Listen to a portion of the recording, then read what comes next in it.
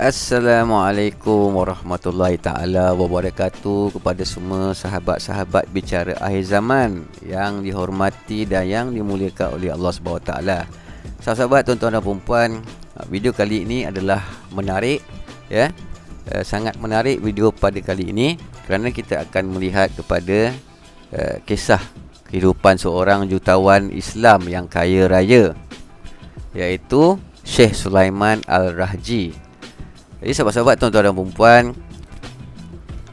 Sulaiman Al-Rahji ini adalah pemilik bank, kepada Bank Al-Rahji, yang mana beliau ini juga adalah seorang jutawan dan juga yang digelarkan jutawan tanpa harta, jutawan tanpa harta.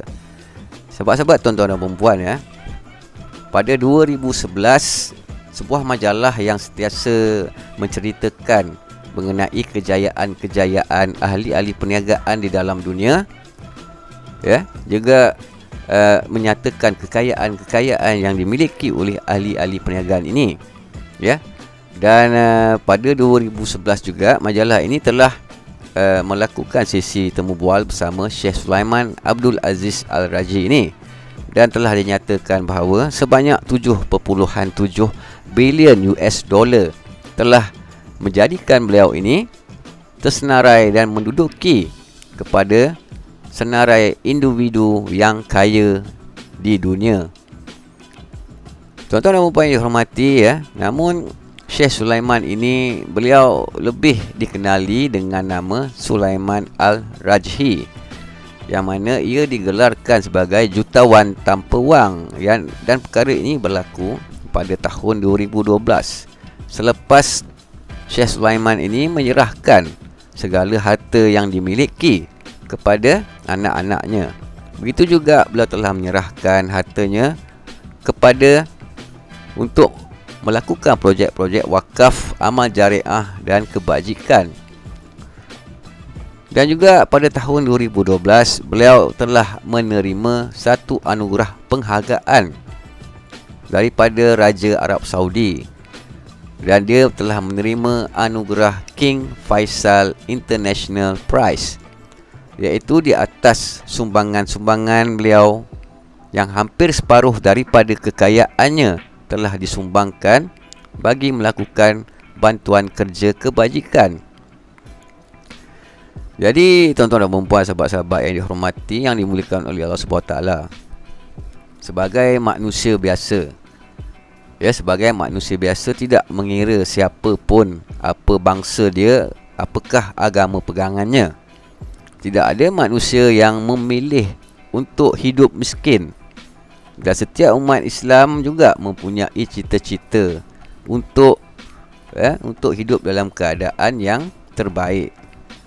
Jadi sebagai manusia biasa juga, sekaya mana pun seseorang itu, mereka juga akan mengalami kejatuhan-kejatuhan. Jadi begitu juga halnya kepada Syekh Sulaiman ini, yang mana beliau telah pernah jatuh miskin, telah jatuh dan menjadi miskin sebanyak 2 kali. Tetapi Syekh Sulaiman ini pula telah memilih untuk menjadi miskin pada kali yang ketiganya. Dan ia adalah kerana demi ketenangan dirinya itu.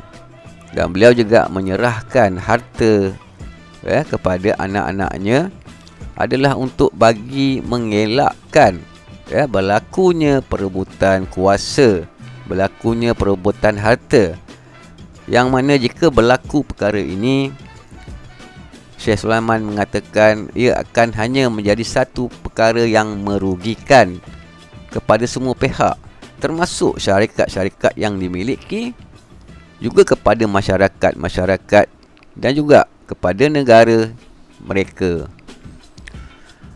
Dan juga pada waktu zamannya Syekh Sulaiman ini, beliau telah menyedari bahawa umat Islam menghadapi kesukaran untuk berurusan di bank, terutama bank yang tidak mengikut sistem, yang tidak mengikut syariah Islam.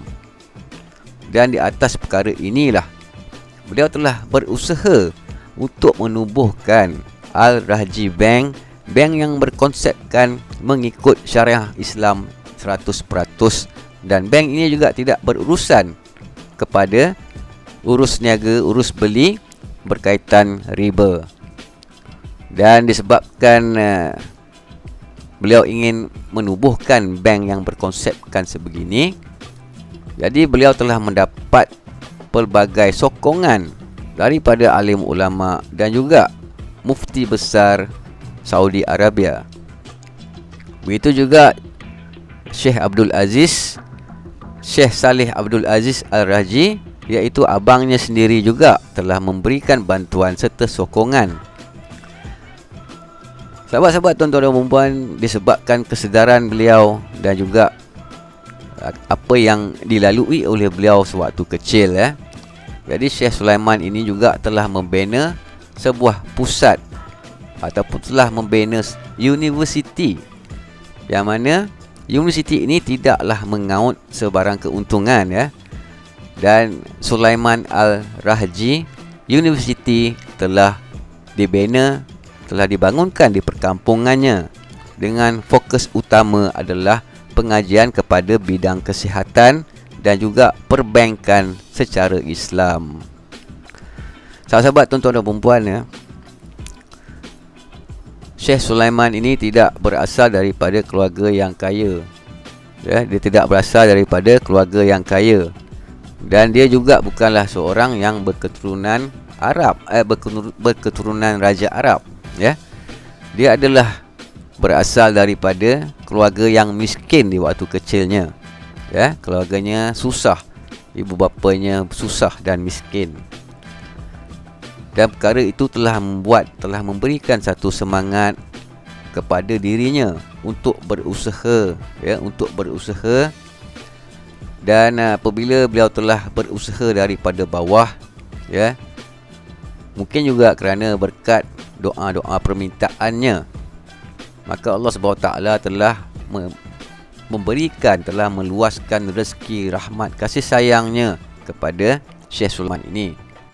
Jadi bagaimanakah anda boleh mengenyangkan perut anda, memuaskan nafsu lapar anda, sedangkan jiran-jiran anda hanya menghabiskan waktu malam-malam mereka dan tidur di dalam keadaan perut yang berlapar. Tuan-tuan dan puan-puan, sahabat-sahabat yang dihormati, yang dimuliakan oleh Allah SWT, Jadi disebabkan hal ini jugalah menyebabkan Syekh Sulaiman ini untuk sentiasa mewakafkan, menginfakkan setiap kali menjelangnya bulan suci umat Islam, iaitu bulan Ramadan, untuk dia bersedekah, untuk dia menginfakkan sebuah ladang kurma yang dimilikinya. Yang ladang ini juga telah pun dicatitkan ke dalam buku Guinness World of Record sebagai ladang kurma yang terbesar di dunia. Dan kerana itulah setiap kali menjelangnya bulan Ramadan, beliau akan memastikan hasil-hasil yang didapati daripada ladang kurma ini kesemuanya disalurkan kepada Masjidil Haram dan juga Masjid Nabawi, untuk dia memberikan makanan kepada umat Islam, dan juga memberikan bantuan-bantuan derma sedekah kepada umat-umat Islam. Sahabat-sahabat, tuan-tuan dan puan yang dihormati, di dalam agama Islam, baginda Nabi Muhammad SAW telah mengatakan bahawa ada 7 amal jariah yang pahalanya itu akan berterusan walaupun pelakunya sudah meninggal dunia. Dan terdapat hadis yang sangat popular daripada Abu Hurairah radhiyallahu anhu berkaitan hadis amal jariah, yang mana Abu Hurairah menerangkan bahawa baginda Rasulullah SAW telah bersabda, apabila seorang anak Adam itu meninggal dunia, maka terputuslah semua pahala amal perbuatannya kecuali 3 macam perbuatan, iaitu melakukan sedekah jariah, ilmu-ilmu yang bermanfaat, serta anak soleh yang mendoakannya.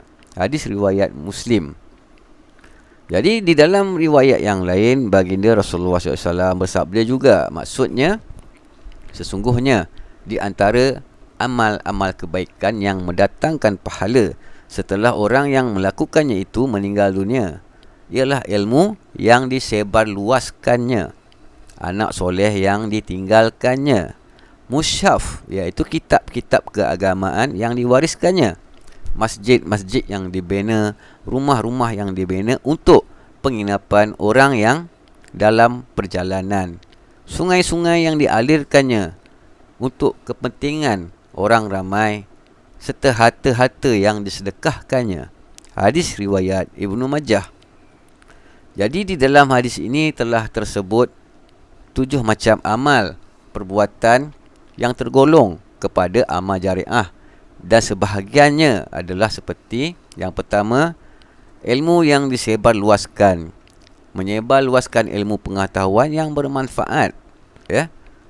Ada secara melalui pendidikan formal, ya, iaitu seperti didikan di sekolah, universiti, kolej dan institusi, dan juga pendidikan yang tidak formal, iaitu seperti perbincangan-perbincangan bersifat ilmiah, tazkirah di masjid-masjid, ceramah-ceramah umum, kursus motivasi, program-program dakwah atau tarbiyah dan sebagainya.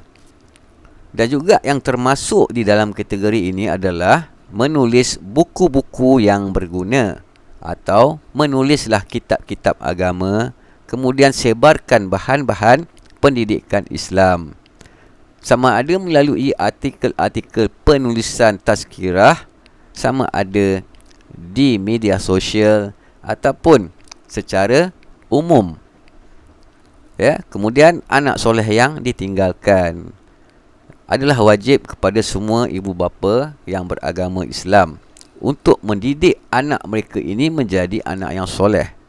Anak yang soleh akan selalu melakukan perbuatan baik, ya, melakukan kebaikan di atas dunia. Dan menurut keterangan hadis ini, kebaikan yang diperbuat oleh anak soleh adalah pahalanya itu sampai kepada orang tua yang telah mendidiknya, juga yang telah meninggal dunia, tanpa Allah mengurangkan nilai-nilai ataupun pahala yang diterima oleh anak-anak itu. Doa anak yang soleh kepada orang tuanya adalah sangat mustajab di sisi Allah Subhanahu Wa Taala. Begitu juga musyaf, kitab-kitab agama yang diwariskannya. Mewariskanlah kitab suci Al-Quran, kitab tafsir Al-Quran, musyaf, buku-buku agama kepada orang yang dapat memanfaatkan ilmu itu untuk kebaikan diri serta masyarakat, dan khasnya kepada umat Islam.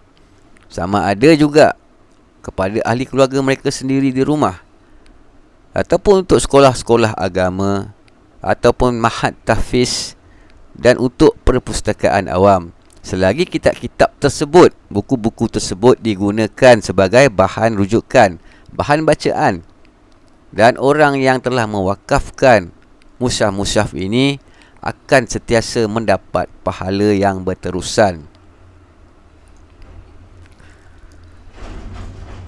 Tuan-tuan dan puan-puan, sahabat-sahabat yang dirahmati, mensedekahkan, ya, sedekahkan sebahagian daripada harta kita, ya, sedekah yang kita berikan secara ikhlas hati kerana Allah Subhanahu Wa Taala adalah akan mendatangkan pahala yang berlipat ganda. Selain daripada harta yang diberikan sebagai sedekah, ia termasuk juga mewakafkan tanah untuk pembangunan bagi pendidikan agama Islam, ataupun kepada rumah anak yatim, ataupun kepada mahat tahfiz, atau juga kepada tanah perkuburan atau rumah orang-orang tua. Dan selagi tanah tersebut digunakan untuk kebaikan, maka amal pahalanya akan berterusan kepada pemberi tanah wakaf tersebut. Bagaimana Nabi SAW telah bersabda, sesungguhnya sedekah itu adalah benar-benar dapat memadamkan panas kubur bagi pelakunya. Sesungguhnya orang yang mukmin kelak di hari akhirat hanyalah bernaung di dalam naungannya naungan sedekahnya. Hadis riwayat At-Tabrani. Sahabat-sahabat, tuan-tuan dan puan, begitulah sikit sebanyak yang dapat hamba kongsikan ya. Jadi apa yang kita dapat daripada video ini adalah bahawa sedekah itu tidak menyusahkan manusia. Sedekah itu tidak membuat seseorang hamba Allah itu miskin. Dan bersedekahlah secara ikhlas. Janganlah kita kedekut, janganlah kita loket, janganlah kita terlalu sayang kepada harta-harta dunia. Kerana harta-harta yang kita ada ini sebenarnya bukanlah dimiliki oleh kita, tetapi ia dimiliki oleh Allah SWT yang sentiasa memberikan rahmatnya, kasih sayangnya, keredoannya kepada hamba-hambanya, iaitu kita umat Islam. Jadi sahabat-sahabat, tuan-tuan dan puan, semoga mendapat manfaat ya, semoga mendapat inspirasi serta semangat ya di dalam kehidupan kita. Jadi sahabat-sahabat, tuan-tuan dan puan, hamba ingin merakamkan ucapan ribuan terima kasih kepada sahabat-sahabat Bicara Akhir Zaman yang telah subscribe, yang telah like, telah share atau komen. Serta jangan lupa pastikan anda menekan loceng itu, loceng yang berada di bawah itu ya, untuk mendapatkan notifikasi bagi video-video yang terbaru. Jadi tuan-tuan dan puan, hamba mengucapkan ribuan terima kasih. InsyaAllah kita akan berjumpa lagi pada video yang akan datang. Semoga kita sentiasa mendapat keredaan, mendapat limpahan rahmat dan kasih sayang daripada Allah SWT. InsyaAllah kita akan berjumpa lagi. Assalamualaikum warahmatullahi taala wabarakatuh. Terima kasih.